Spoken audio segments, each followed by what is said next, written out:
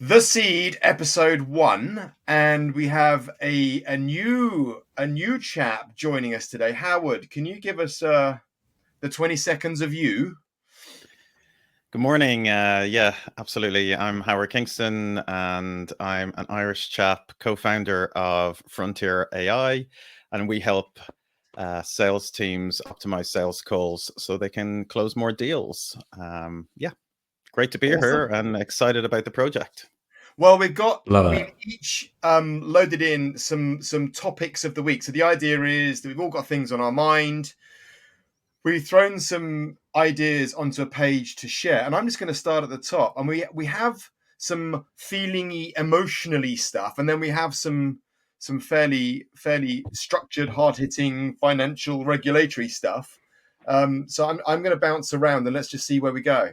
So so first up, I saw on Twitter Tony Blair endorsing or supporting the Labour government in getting involved in AI. And I had this fear that as soon as you get somebody from government endorsing something, it's the death knell. And I don't know if this is true, but I don't know if you have any reflections on that, either of you. Maybe Mads, kick off.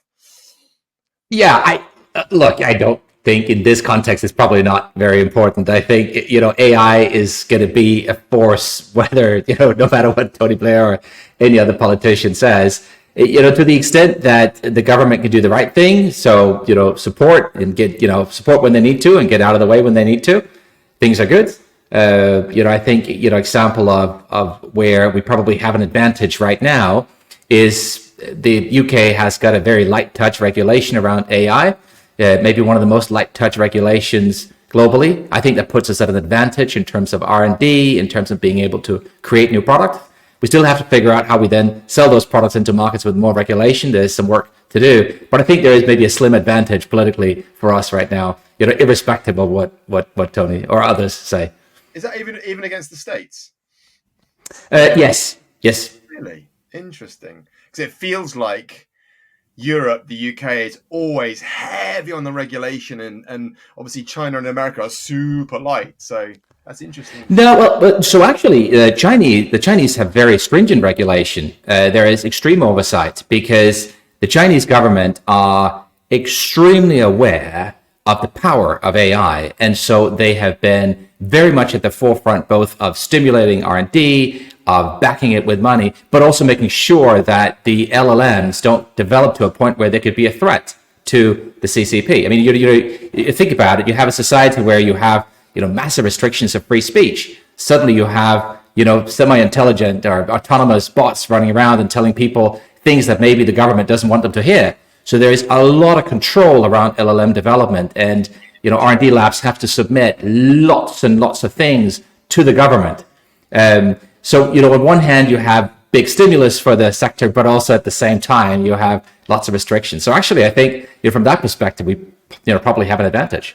Interesting. So the whole Chinese repressive regime is now having to work overtime to control the freedom of speech from a machine.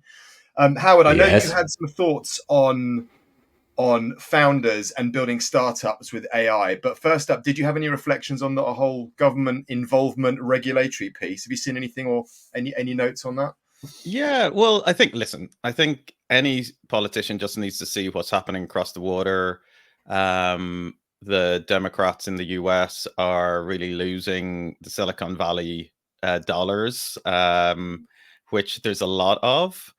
And why has that happened? Because Biden, and when he's been in, there's been a downtrend in M&A, and he's been very anti-crypto. And then you saw Trump coming out and being very pro-crypto, and then it was a bit of a bit comedy almost at last minute.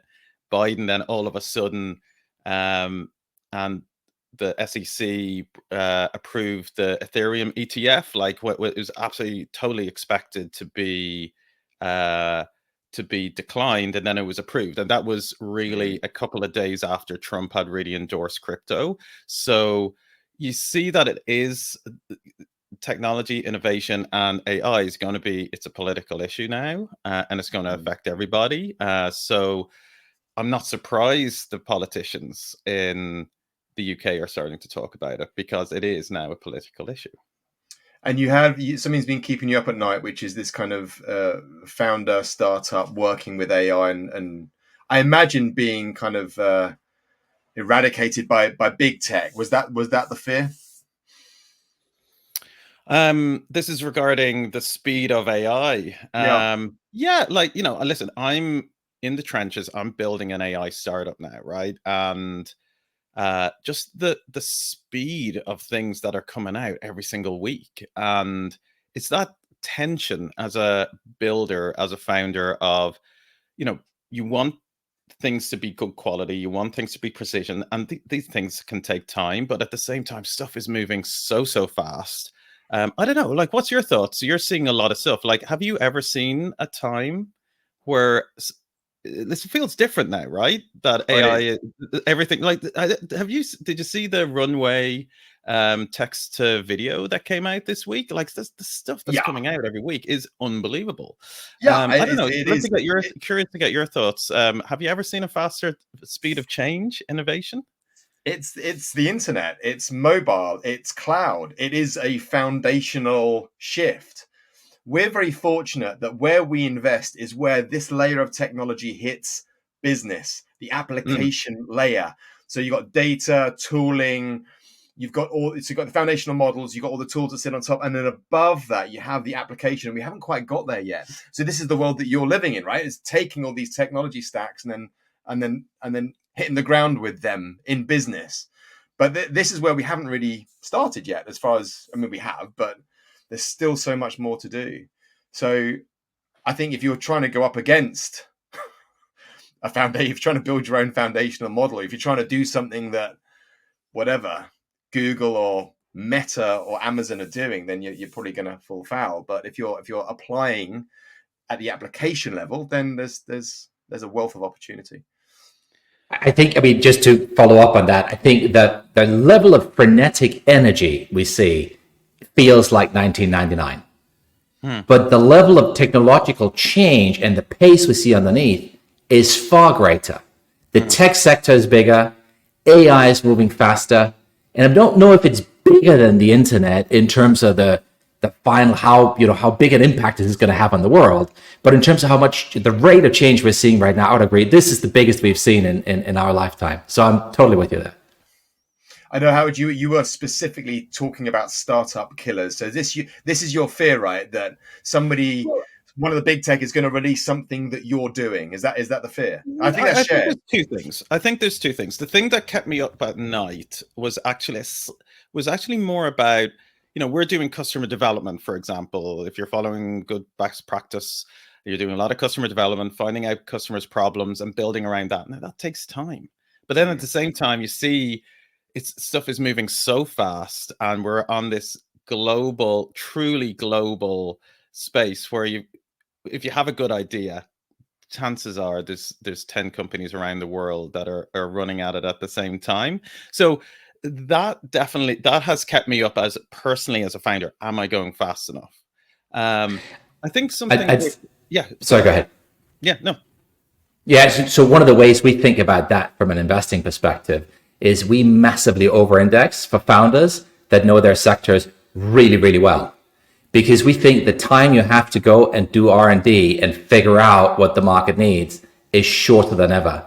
And so folks that already know a sector, that already understand the problems and can just execute, we think have a massive advantage right now.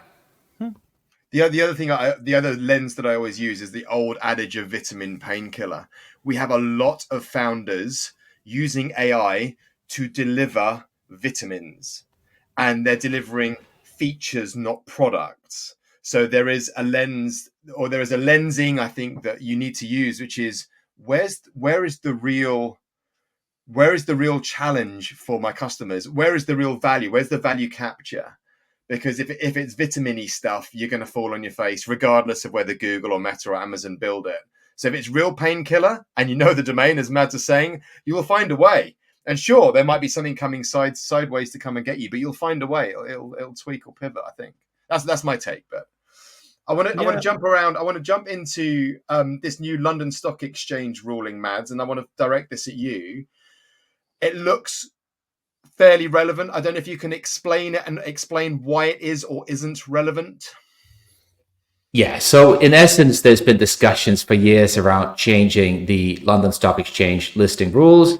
London has been a center of finance for centuries, and I think to some extent has been trading on that. It was the default in Europe. It was the second largest market in the world for many years, and so there's been an element that we could have rules that maybe weren't super friendly to companies. There was quite a lot of focus on corporate governance, making it friendly to investors, but maybe less so to companies, because companies would list here anyway. And so what the London Stock Exchange and the regulator has tried to do now is to make it more friendly for companies. So you can have, for example, dual class shares. You can have some shares being, having stronger voting rights, more voting rights than others. That is deemed as being more founder friendly, because we've seen some of the large tech companies in the US, like Google, where the founders have shares with more votes than others. And so there's sort of this attempt to make some of those changes, open it up and make it more friendly for founders, in the hope that will attract more people to list here. I think in many ways it's probably the right thing to do. We have to compete. We're not rule setters. In many ways, we are rule takers. The US is dictating what's happening. But I would say there is another aspect to this, which is why it probably won't matter all that much in the grand scheme of things. And that's because if you think about what's happened with the financial markets, we've gone from having a lot of active fund managers, active investors that are picking stocks, that are deciding what are we going to invest in, to most of the market today being moved by indices and being moved by computers, algorithms. There's nothing wrong with that, but the challenge you have is if you're in a situation historically where 100% of the market was active managers, and today it's maybe less than 20%, or maybe less than 10%. It's a very small proportion. When you IPO a company, you need fund managers that can underwrite that IPO. You need folks that understand your industry, understand the sector, and can take a risk, a bet on that IPO. You don't just go out there and list and hope that somebody will buy it. You have to build your book. And what's happening is, because the UK, in the grand scheme of things, is a relatively small market, and because so much of it today is automated, most of the trades are computers. And you can't IPO to a computer. You need a human being to take an evaluation and see, is this something I can back? And there's just not enough of those in the UK. And it turns out, if you look across Europe, we have all these little fragmented markets today, and none of them have the requisite depth to underwrite new IPOs. In fact, there's only one place in the world that has that today, and that's the US. And that's why everybody goes there. So the only way, as I see it, for us in Europe again to become attractive as an IPO destination is to bulk up. We got to do what folks do when industry dynamics change. We have to merge. We have to become bigger. We have to get more scale. And so if we can merge capital markets again, we need one strong market in Europe where all the fund managers in Europe focus, then I think we can get the IPO market going. But I think the changes the LSE have done now, I think they're welcome, but I don't think they'll really move the needle at a grand scale. Well, we had Mansion House, then we've had this new regulatory shift. What's the one thing that we can do, either across Europe or in the UK, to put another plus in the plus column to make Europe or the UK an attractive destination for listings?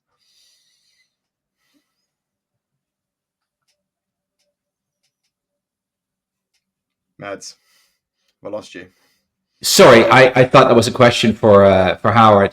No, that was just a follow on for you. Is like, what is the one thing? What's the next thing that we can do to create an attractive listings destination? We need scale. We need more active managers, more capital. So it's just more investment, and that is, so we're just talking more cash through. We're just too small. Listen, we're playing a big league game, and we're too small. Yeah. We got to bulk up. All right, change the topic again. Back to founders. So, Mads, this was your point. So, do we have an aversion to making founders rich in Europe? Was your controversial starter for 10? Unpack that. Well, I think it's interesting that when you see some of the biggest tech companies in the world, historically, you saw an IBM, you saw an Oracle, and you've seen a SpaceX. they got I wouldn't call it a lucky break, but the government, US government, took a chance on them and gave them very big contracts relatively early on in their lifetimes, which helped boost those companies and enable them to grow big and strong and become new contenders, new players in their markets. And I think what we see in Europe is that we saw this with the launch of Ariane 6 this week. I think, launching that rocket is great. It's a great technological achievement, and I love that. But it's very expensive. And the way it's been structured, the way it's been financed, it's the same old companies and the same old players backed in the same old way. It's all part of this sort of, the European military industrial complex, quasi-governmental. And couldn't you allocate more projects, more funding, more contracts to some of the younger players to create more competition? And it seems we have an aversion to doing that in Europe. And I was asking myself the question, why is that? And so, and this is I'm positing that potentially it's because we're looking at founders, we're looking at Elon Musk, and there's just, we have this European sense of envy. Should anybody be that rich? We don't want to help entrepreneurs get rich, so we're more comfortable giving money to the same cozy old club of people we've always been doing business with. Whereas actually, I'm arguing, look, if we want real change, if we want to matter in the world, we've got to back the innovators. We've got to take a risk on the younger companies. And government can be great, and they can give grants and they can give subsidies, but I think the best thing they can do is to become customers. So if governments can be better being customers to younger companies, I think we'll totally change the game. Howard, you're building. What do you need financially? I mean, have you done any dealings with government or quasi-government bodies? And follow on, what kind of funding support or structural support do you need right now? Yeah, definitely. And I think it's interesting on the SpaceX with Elon Musk. I think there's two things just to remember on that side. First of all, the amount of funding he had from VC dollars before that deal went ahead. So we had a lot of time to prove out a product. I think he raised over $100 million at that stage, which is, difficult for a company in Europe to do. And there was almost like an innovation program going on in NASA at the time, where they were kind of outwardly looking for companies. And that kind of reminds me of, there was a big balloon in innovation directors here, even in London, and maybe a few years ago. And I don't know how many there are now. There was a big surge of bigger companies wanting to do business with startups, and a lot of deals. My last software company, that's how we got our first like 150, 200K of deals with like big global brands. And that seems to have run a bit of a course. I'm not really sure why there's less of them now. Maybe, budgets are tightened and innovation is the thing that goes. But I think that's that kind of surface area for large companies, having a friendly environment that startups can work with a bigger company, whether it be government or a corporate, I think is absolutely key, because it's really hard for corporates to work with startups otherwise. Yeah, the government, I think, is great at, grant funding. We've received a bit of grant funding, and the SEIS is amazing. We all know that. But like landing those deals, and I think that's the point that Mads has been making, is hard. And having some kind of programs where the best companies are matchmaked in some way with these larger entities really helps.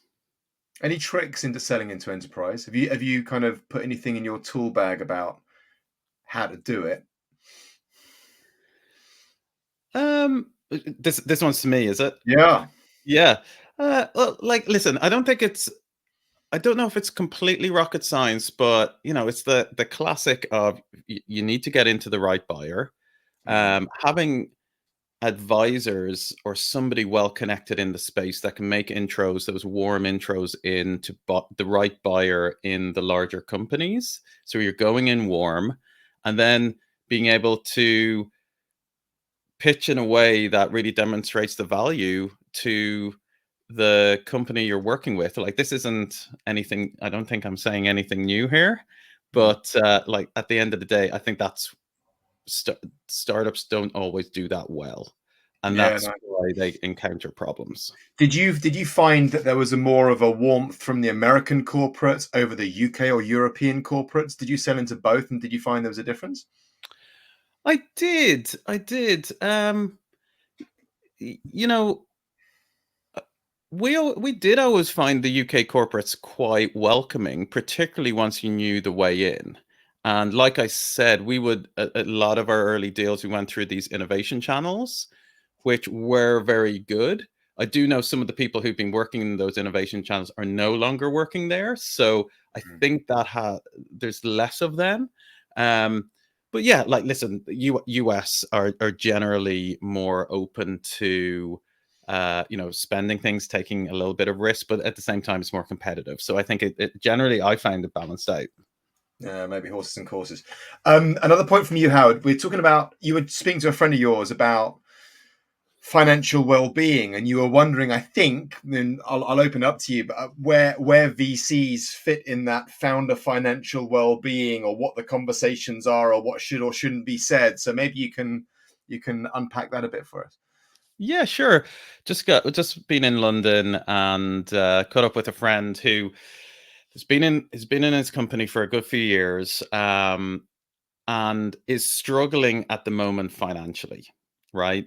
The company's investment is venture backed, and I think a lot of founders go into starting a company to build wealth, and a lot of time after a couple of years, it can very often turn out that the founder is not in a great place financially. Why? Because I think the standard kind of way over the last few years has been, you start a company, you raise some venture, and then you do a lot of sweat equity up front, and it has been the perceived wisdom that the startup founder should take a very low salary for a long time, which there's I do see.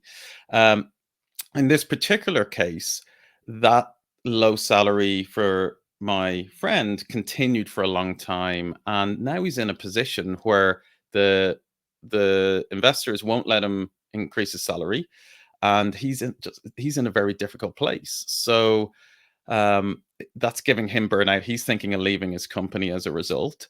So it just made me think that, as I'd just be curious to get your take as investors. Like, how do you approach the idea about financial well-being for the founders? Because I do think when a founder feels more secure, they'll do better business. And there's been like a bit of a shift in mental well-being for founders, I think, over the last few years. But I think the financial bit is maybe still a bit of one of those taboos that's not that talked about very often. Just be curious your take. I mean, I put them both in the same bucket, but Mads, kick off. What do you think?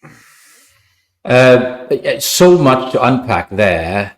I think in general there's a spectrum for everything. There is, if you think about one end of the spectrum where you're so stressed out you can't think about anything else other than how you're going to get through the next 24 hours. That's not very healthy. On the other end of the spectrum, there is so well off, so comfortable that actually, you don't feel the urge, the drive, the desire, kind of a little bit of stress to go out and do what you need to do. And I think most of us have been at one of those ends of the spectrum, or felt one of those ends of the spectrum at some point in time. And we both know that neither of them probably are conducive to us delivering the best we can.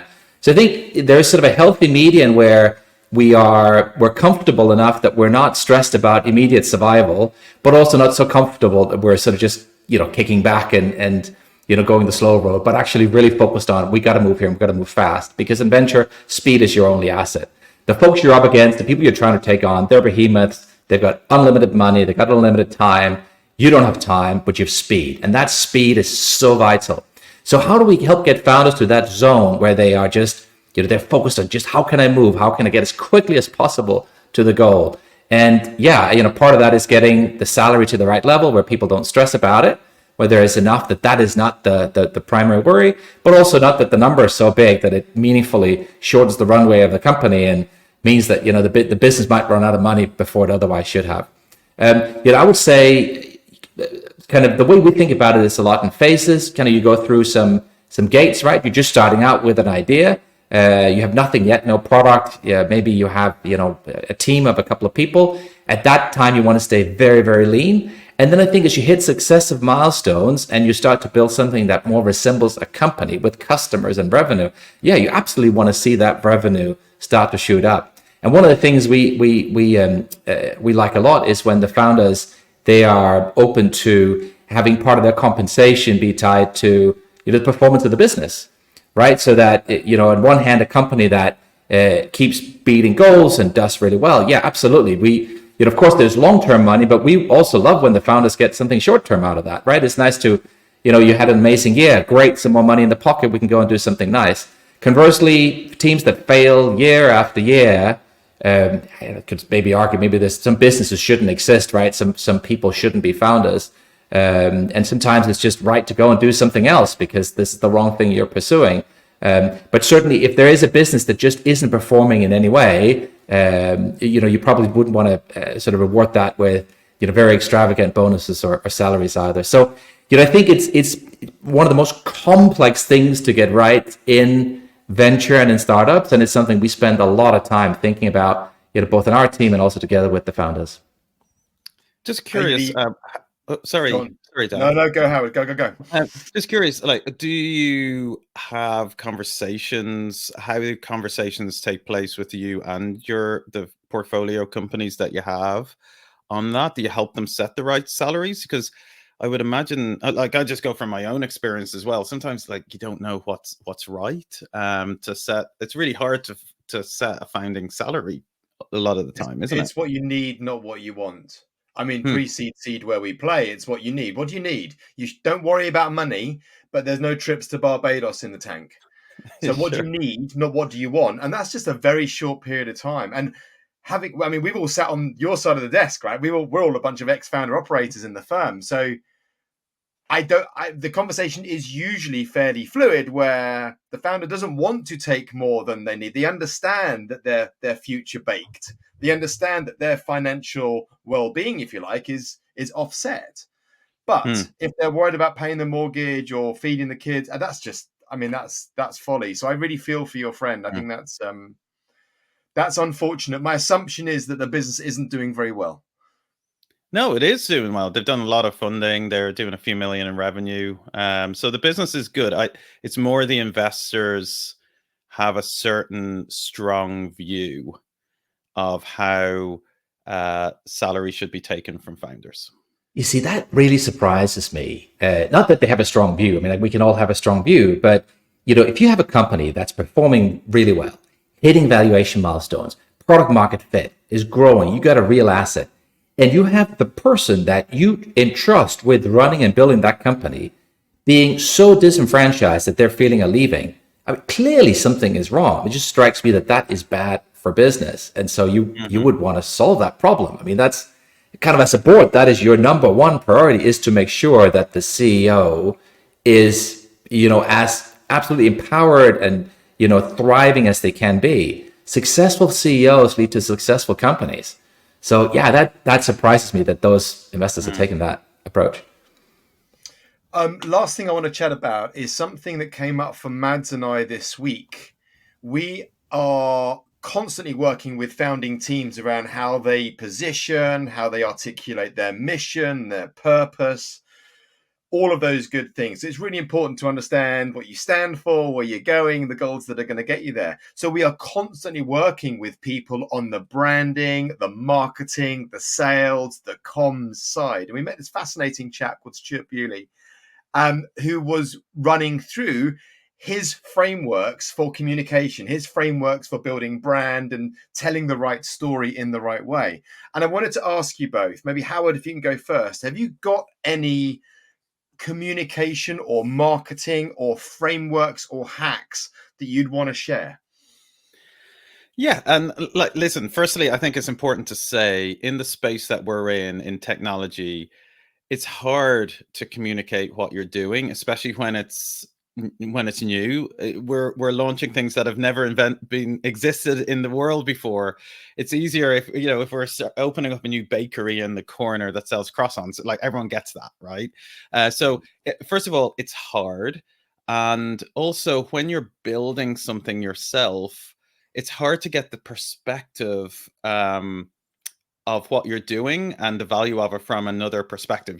There is that saying, you can't read the label from inside the bottle. And as a builder, I've never heard that phrase before. I'm going to keep that one. Yeah, it's really true. And that's why getting some outside perspective, whether it's an advisor who's very good at positioning and branding, or getting a consultant or an agency, whatever your budget allows, is really, really important. Now, what I've always found is, like, the building blocks is, first of all, just getting people even to understand what the hell it is, right? We've all mentored at accelerators and stuff where you sit down with someone and you don't even know what they're doing, right? And I think that's like base level number one. So there's a great book called Pitch Anything by Aaron Clough from Intersection Capital, who has a great elevator pitch framework in it. So definitely recommend that one. And then, so that's kind of the first building block of being able to get someone to understand what you do, which is, might not have all the sizzle there, but at least they understand what you do.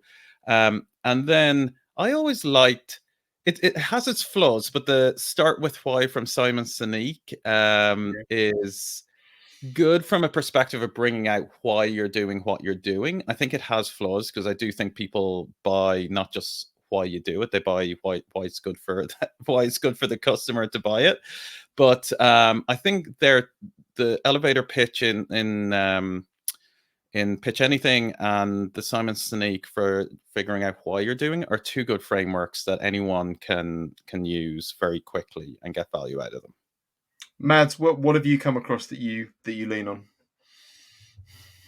No, as you know, we used a framework a lot called the Startup ID, focused on exactly Sinek's insight around starting with why, and then focusing on the ideal customer profile. Why do you exist in the world? Who are you working for? What is the problem you're trying to solve for them? And how are you going about it? And what value are you delivering? We spend a lot of time working with founders to help them distinguish between kind of their long-term vision and their shorter-term mission. Because your long-term mission might be to go to Mars, but even for Elon Musk, with all his capabilities and resources, going to Mars in one go is too far. And so, where do you start? And in his case, it was, well, we'll just try and get satellites into orbit of Earth. I mean, I say just, it's still a massive undertaking, but he's cutting it into bites. And how can you cut that big vision into bites? Conversely, we have folks that maybe start more from here's the thing I'm doing right now, and how can you help them bring that mission into something that's more vision-based? So there is a long-term perspective. So you can really use that to rally employees and, visionary customers and investors around you to say, there is more here than just a feature for the next 12 months. So distinguishment between the short-term and the long-term is something we found to be very helpful. Yeah, I've always been keen on helping founders articulate their purpose, mission, vision, position. And they all have different meanings slightly to different people. Stuart from this week came up with PhD, which, if memory serves, was painting a picture, giving a headline, and going into detail. I've been working with some writing people and some PR people who write or create content for journos. And she was telling me about punch, progress, proof. So I think there are a number of frameworks all over the social web that will hopefully help founders get into the buckets and how they articulate what they stand for, what they're doing, and where they're going, and who they serve. Awesome. Thank you, gentlemen. That was glorious. I will catch up with you in the week. And that is the end of The Seed, episode 1. Amazing. Love you both. Bye-bye. Thanks so much.